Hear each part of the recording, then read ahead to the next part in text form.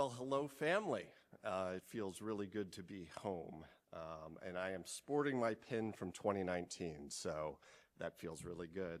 Yeah, as said, my name is Neil McTighe. I'm the director of the Business Launch Program at the SBTDC, another mouthful acronym, the Small Business and Technology Development Center. The SBTDC is honored to be here as a supporting sponsor of NC IDEA. This is our 40th year that we have been serving the state of North Carolina through business counseling services, primarily one-on-one services to entrepreneurs throughout the state. So it's awesome to celebrate 40 years this year and to be here. Recently, I had the fortune of co-organizing a counseling skills training with one of my colleagues, and we invited a speaker, an expert, to lead the group of about 20. We wanted to answer this question of how do we make big impact with limited resources and limited time. And our trainer, Brian Alvo, challenged us to sit down in groups of two and to limit our questioning, one who is playing the role of an entrepreneur and one as a counselor, to only use how and what. How and what as the questions. No other questions. You're not, no where, no why, no when. You can only use how and what. And it was really illuminating because those two interrogatives, how and what, led to a lot of self-revelation. And it leads a counselor in a position to then take an entrepreneur on a journey so that they can answer how and what. So for example here, how are we going to improve the entrepreneurial ecosystem in North Carolina and lift up entrepreneurs? What are we going to do about that? Well, we're going to convene them in the room and we're going to make them a family. We're going to build them together. But it's the why question that is left for when we have patience and time. It's left for those who have spent hours, days, years of their lives thinking about a topic. Why takes time? Why is complex? Why gets us into the unknown? It can make us feel uncomfortable. We don't always know the answer why. So that leads us to our keynote speaker this morning. And I have the honor of introducing Mark Huang, who's here to speak to us today on Bluetech, venture innovation going out to sea. And if you look at the latter part of that, there are two why questions. Why now and why North Carolina? Mark has thought lengthy about the why, and that's what we're here today. Please look in your books there for the QR code on Mark's bio. It is extensive. Naval architect, engineer, philanthropist, venture leader, veteran. So let's ask what and how to make impact, and let's let Mark Huang, and let's give a big round of applause and a warm welcome, answer that why. Thank you. Thank you. Thank you. Good morning. It's a pleasure to be here. And let's see if we can get this to work.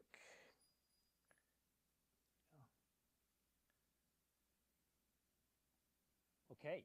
So Bluetech, I'm not sure if you all have heard the term Bluetech. It's a bit buzzy.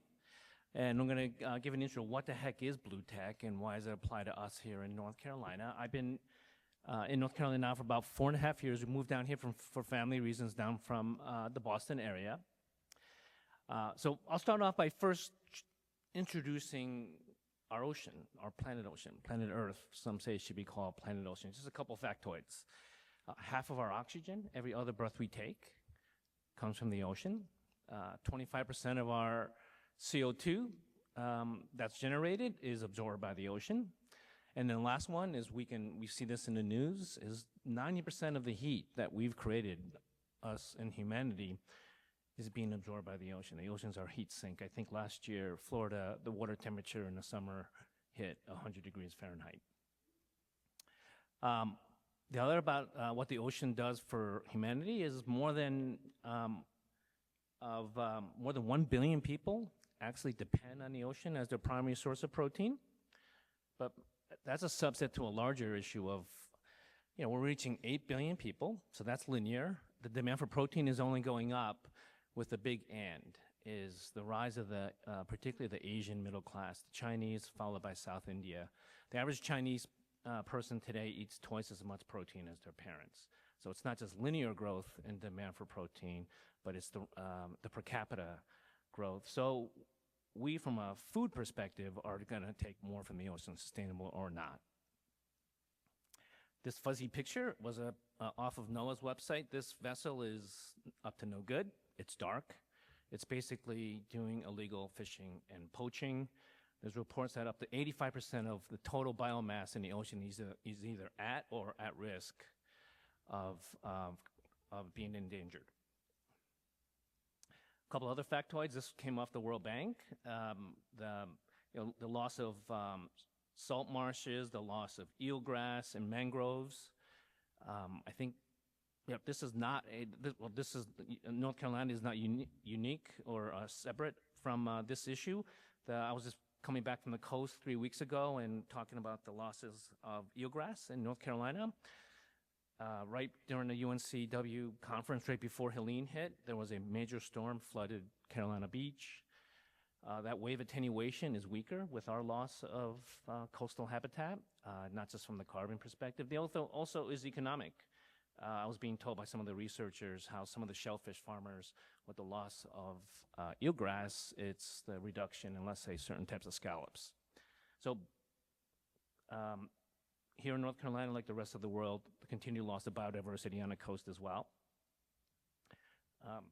Picture says a million words here. One estimate, 8 million tons of plastic goes out to sea. We see it in our beaches, and you see images such as this. This is the critically endangered right whale. There's only 350 animals left on the East Coast. Well, I'm going to skip that slide because I meant to this side. So let's talk about shipping. 80% of global trade is on deep sea shipping, and then I'm going to go back to this slide. So on the right is what we call bunker sea oil, and that is what powers the global economy. All of us are part of that. When we order things off of Amazon, if it comes from China or anywhere else in the world, it comes off on the right. So that fuel on the right, just once again, pictures are worth 1,000 words. If that's the bottom of the cracker of the refinery, there's no commercial value for that fuel other than putting on a ship. It's one of the reasons why shipping is so cheap today. And just to compare that to diesel fuel. So we on land are trying to get off of diesel fuel for the particulate matter and all the other types of pollution, not just carbon. For shipping, now if you enter, let's say, LA or New York, you have to switch from that bunker C into diesel fuel. So as we try and get off of diesel because it's too dirty, global shipping is being pushed up to diesel to be cleaner. So this is the global economy and what it runs on. Continuing on of what's happening also on our coast and oceans is we humans are just moving to the coast. It's just the general trend, developed world and developing world. The other point is what a term called industrialization, right? This picture shows it's in the Gulf of Mexico, and as we do more on the ocean, we demand more from the ocean. We're going to talk about it's an opportunity, it's an economic opportunity, but someone already lives there, and the next big battle is going to be deep sea mining, right, on industrialization. Okay, and I'll finish off by just noting a couple other points that I think intuitively we hear about it, we see it. Sea level rise that happened to us at the last storm before Helene on the coast. Acidification, carbon acidifies the water. If you're a shellfish farmer, it's on your radar because it weakens the shell of aquaculture. And then nitrates. Nitrates, a lot of the source of that is from agriculture and other fertilizers we use. There's an adage that we have that almost everything that we do as humans wash us out to sea. Okay, so that's the background of the ocean and what we're demanding from our ocean. It's a bit sobering. The trajectory is not good. So hold that thought and then back him up. So my background, I started out in clean tech in the late 90s, and I've been through what I call a couple movies. So three movies that might be a rerun. First is renewable energy. The centralized coal-fired grid, starting in the late 90s, started to see solar, land-based wind. The grid started to decentralize. Second, about 5 years later, the first electric cars. We were investing in, there's maybe 5 or 6 electric car companies other than Tesla. The first batteries. So automotive going from hydrocarbon ICE engine to electric, as well as going smart. We see that happening in front of us right now. Third, this trend is interesting. This was driven by demographics in the market. The millennials and the generations following the millennials is that they just eat better. They don't want to eat what I grew up on, the heavily processed foods and Pop-Tarts and such. So that's big food, big ag, going to more sustainable and organic. So what's the point of these three examples? Large, historically siloed sectors that started to face evolutionary, even disruptive changes from technology, regulation, or the market. And the takeaway here is that startups, which is going back to Tom's key, introduction, startups have played a key role either in the evolution of these three sectors that continues, or even disruptive role, right? Particularly on the electric vehicle side. So that's this concept of a theory of change as we talk about what is Bluetech is, well, maybe it's the ocean's turn on entrepreneurship tied for impact as well as having a return. So the thought of the theory of change is, well, why entrepreneurship? Why STEM-based entrepreneurship? That is relatively a new concept. The ocean economy has been around since the beginning of time. So why startups? Referring once again to Tom's early remarks. A couple things you can say about startups. One, they can move much faster in taking advantage of technology changes. Number two, they're not bounded by historical paradigms. This is what I think could work versus this is how it's done. So technology changes, moving faster, once again, in those four sectors. So we started to ask the question about 7 years ago, well, what about the ocean economy? What about Bluetech? And that's why we formed See Ahead in Cambridge, Massachusetts, and we formed this, I want to say the second incubator in the United States dedicated to the ocean economy for ocean-related entrepreneurs. And what we did was, first we had to catalyze. We said, this is what it is, this is why there's an economic impact, and this is how the role technology and entrepreneurs can play. And then we formed an incubator, and then we started a Blue Angels investment process.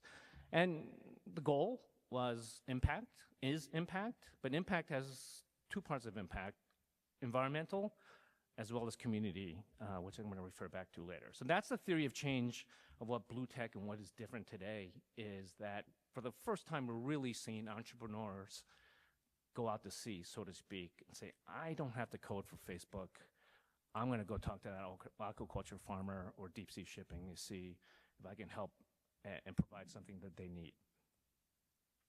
How do we define Bluetech? The first reaction we had when we started See Ahead, it was understandable. We're in Boston, Massachusetts. Where's Woods Hole? We don't understand why you're not on Cape Cod. Why aren't you with the marine scientists? It's Woods Hole. Why are you in Boston and Cambridge?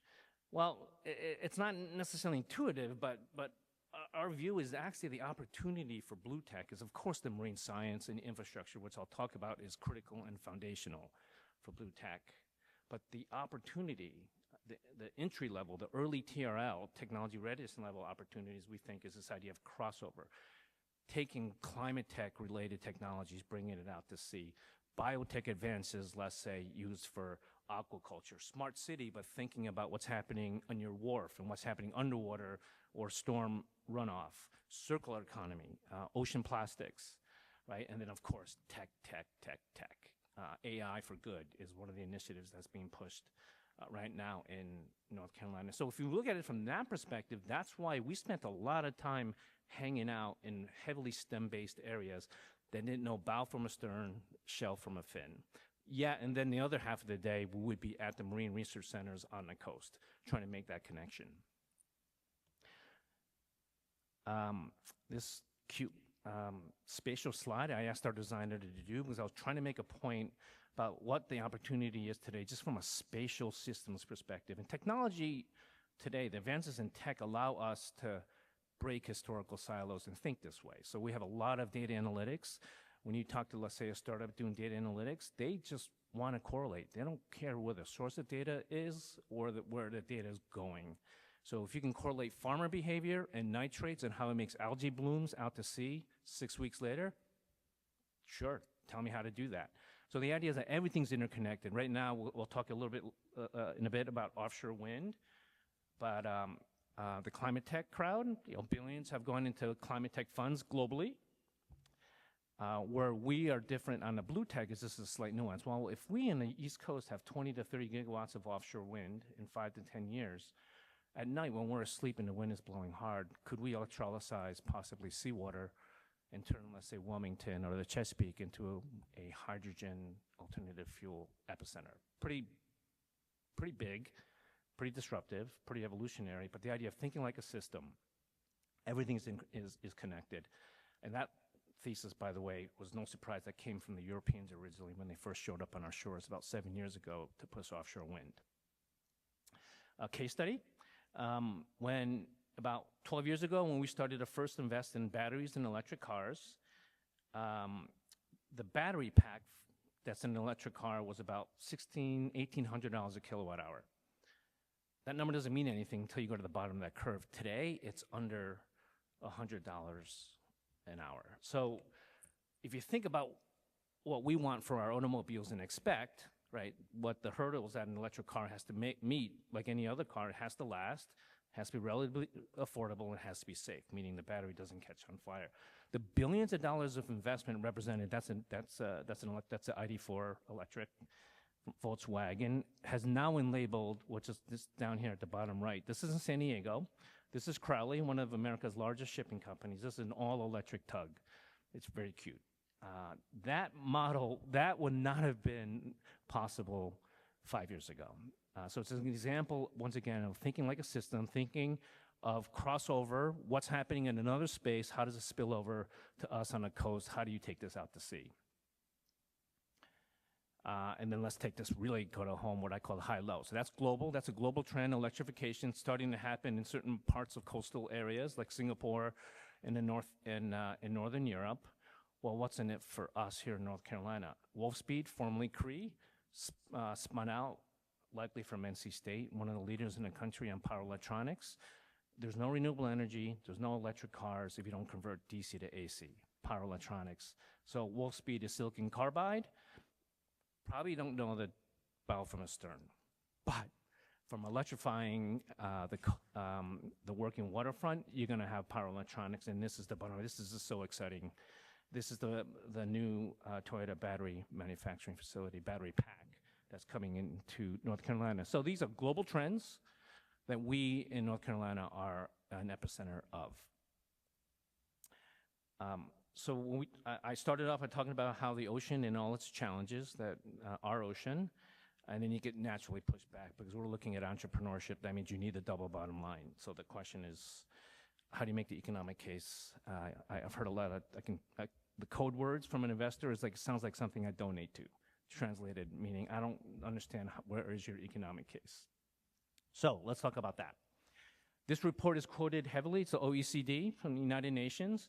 Is maybe for the first time they aggregated the quote-unquote ocean economy. It wasn't aggregated before. It's shipping, it's fishing, and such. But putting it all together, the conclusion is that the ocean economy is growing at twice the rate of global GDP in aggregate. About a third of that, though, is offshore oil and gas.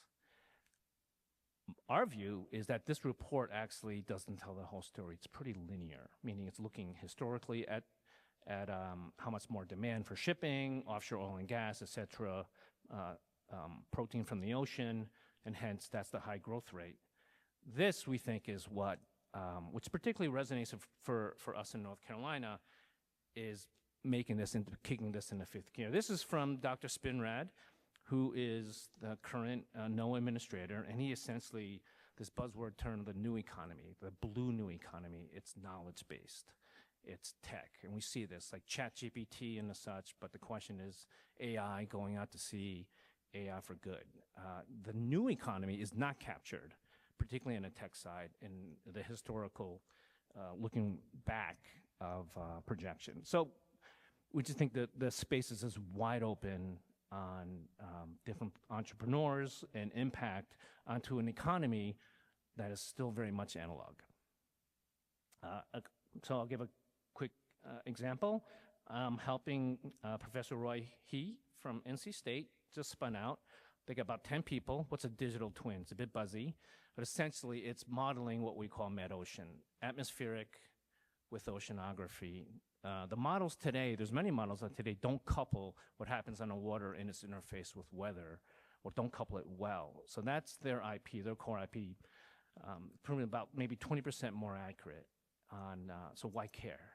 So we recently met with on the East Coast, an offshore wind developer, and like if you can better predict the density of offshore wind, that helps us not just from a safety operations when we build the wind turbines, but we can better plan for the grid as well as get more electricity out of and how you can move the turbines a bit relative to the weather conditions. So that's just one simple example of digitization, AI for good, AI going out for sea, and having impact. And once again, this is spinning out of North Carolina. The other second project that we're working on is deep sea shipping is epicentered in Asia, in Northern Europe, and Greece. So Singapore is probably the leading port in the world. They're already planning for alternative fuels, and they asked, what happens when one of these alternative fuels, like ammonia, spills? Can you model that? Or working with one of the large Asian shipping companies as they basically state, we can't decarbonize unless we have a better sense of what's happening with the fleet. Can you help us better model and for ship routing? Once again, North Carolina company, local, going big. Couple of just thoughts of just big numbers. High lemon is a little hard to read, but I'll just rattle off some of the numbers. Maritime shipping, as I mentioned, to decarbonize and digitize, the estimate is at least $1 trillion. That money is being spent. It's not really being seen in the US because we're not a leader in deep sea shipping anymore. It's being spent in Europe, in Asia. The circular economy, as I mentioned, this is a subset of what Ann just mentioned in the last panel. Aquaculture, 3 to 6%, that growth is going to be steady. Offshore wind, I'll talk about it again in a minute. The coastal resiliency. Coastal resiliency is seen as a need and as a problem. It's not seen as a sector. Unfortunately, the estimates probably underestimated is $1 trillion that the world has to spend for sea level rise, flooding, coastal erosion. That actually is, quote unquote, an opportunity from an entrepreneur perspective, and we should own that space. And I think we're going to talk about that with the panel with UNCW people in a minute. So I'm going to go back to one point here. So the concentric circles, right? Just to summarize again the opportunities. I mentioned how technology cost curves. The cost of getting data is a lot cheaper, and crunch that data is getting a lot more powerful, taking that out to sea. Consumer, that's a bit of risk on a regulatory side. We consumers are more sensitive. I don't want to buy so much packaging. What's in my seafood? Do I really need to buy that product that comes from the other side of the world when I can pay a little bit more for local? That's consumer driven. That's why the consumer product companies are moving much faster in certain sectors, looking at seaweed and other sources of inputs around alternative materials. Regulatory, going back to the elephant in the room. One thought about regulatory, even post January 20th, I've been doing clean tech a lot, so different administrations, even though I think January 20th is not going to be like another Republican administration. But a couple of thoughts on the regulatory. One is what we call a matrix. So let's use shipping, for example. Global shipping is not going anywhere. And what I mean by a matrix is the first regulator for the global shipping is the United Nations, which the United States is a signatory. Reducing carbon by 50% by 2050, ballast water invasive species. You're reporting on all your carbon. or all the other types of emissions. So those, it takes forever for those regulations to pass, but they pass, and we are a signator, along with most of the rest of the industrialized world. So you have regulations at the UN level, regional, European Union. You pull into the Baltic, you pull into Rotterdam, you're under EU regulations, regional. Third, sovereign, EPA in the US. You're under the Clean Air Act. So there's regulations also at the national level, and then even at the provisional, state, municipal. When you pull into the Port of LA, you're meeting specific requirements from the Port of LA on top of all the other 3 layers. So I guess I'm speaking like somebody trying to fundraise from an investor, is that the regulatory risk is multidimensional, and it's not just one country and one policy, and we're all in it, and we're in this in the long haul. Okay, a couple examples though to try to make this a little real of what Bluetech entrepreneurs are. So I picked aquaculture and also to illustrate this idea of crossover technology. Manolin, Tony Chen, grew up in North Carolina, hangs out in Norway for all of our salmon. He is a data analytics. He codes, doesn't know anything about fish. So he's trying to figure out for the farmer how to better predict sea lice, which is their biggest operational issue on getting low yield. So an example of tech for aquaculture, and he gave a ping just a few months ago saying, my model is not working. There's something wrong with the model. I cannot correlate. Can you introduce me to an oceanographer and a marine biologist? So science is always there. He's like, I don't understand why our correlations aren't working. Blue Trace applies to us. Chip was maybe 45, sold his tech company, moved up to northern Maine, thought he was done, started to hang out with his buddy who's an oyster farmer, just couldn't help himself. Pulled the oysters out of the water with the lower back, tagged it with a wax pencil. It's like, I think I can help.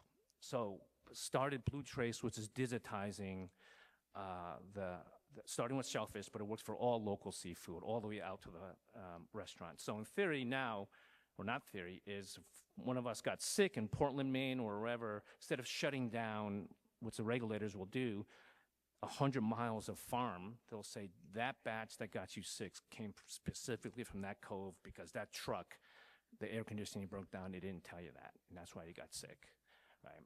Okay, so that empowers the local farmer, by the way. Q Labs, out of Durham, moved down from New York City, Brooklyn, taking macroalgae, i.e. seaweed, and making clothes. Their largest investor is the largest family out of Hong Kong. Minotech out of Maryland, another example of tech going out to sea. They're looking, if you ask yourself how we can have all-you-can-eat shrimp for $12, it's not pretty, right? So one thought is this, how do you bring more visibility to shrimp farming? And they're using computer vision.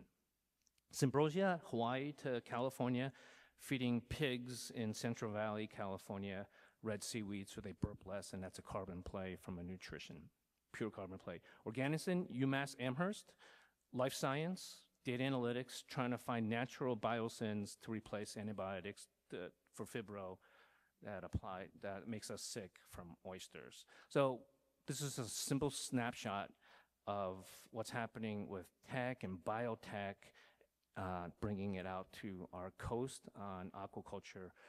And many of these startups are going to be on our coast working with, let's say, UNCW and the rest of our infrastructure. Let's switch to offshore wind.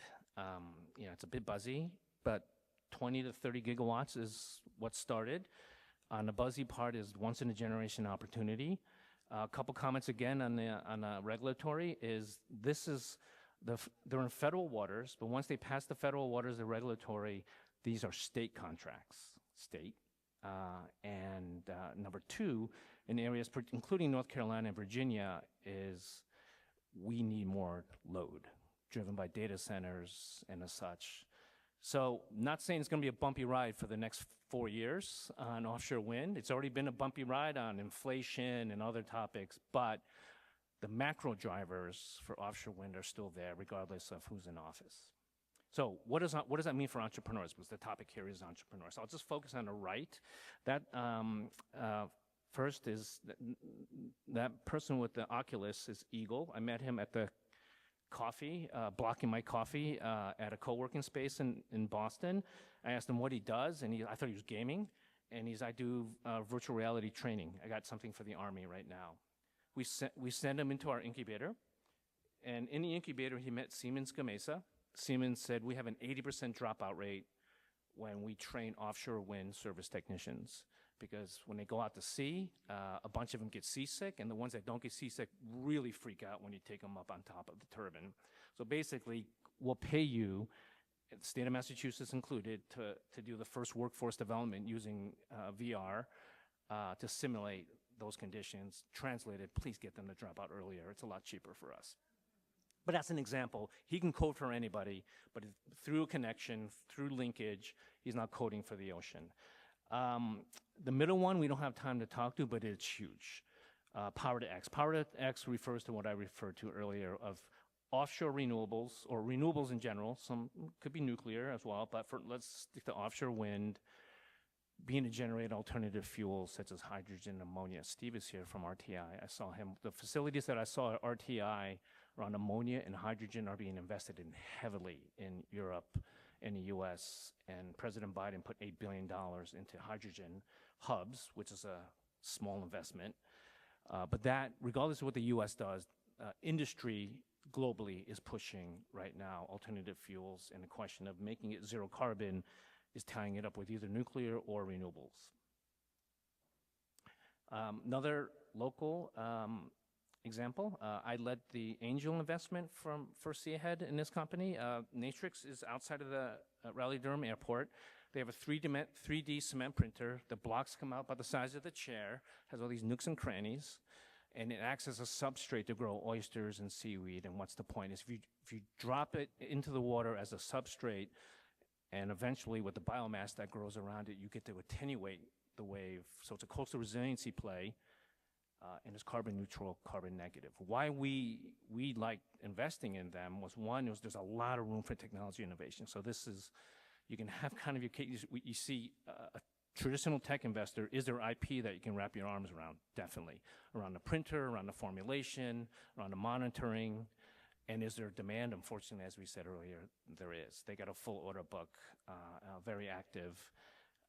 And once again, from North Carolina. They're doing a coastal resilience, they're doing a coral project out in the Pacific as well. Switching gears and looking at crossover, the Bezos Foundation for Food. Singapore is the leader in the world for alternative ag, from a cell ag, growing meat from cell. Why did they get into that? Well, during COVID, they got scared witless of food security. We all did, right? All right, so what's my point of bringing up Singapore? Bezos puts out an RFP saying that we will give $30 million to fund a cell ag research center. Who won? We won. NC State won. This augments on top of what's already happened in Kannapolis, be it out Notre Dame, be it out the Europeans. This is Doug. He's a former Navy helicopter pilot with the Navy. He's growing. He's working very early still at NC State under this program, growing whitefish. So here's an example of cell ag, biotech, and Bluetech, and he's moving from DC. He has to come down here because this is where it's happening, right? So good case study.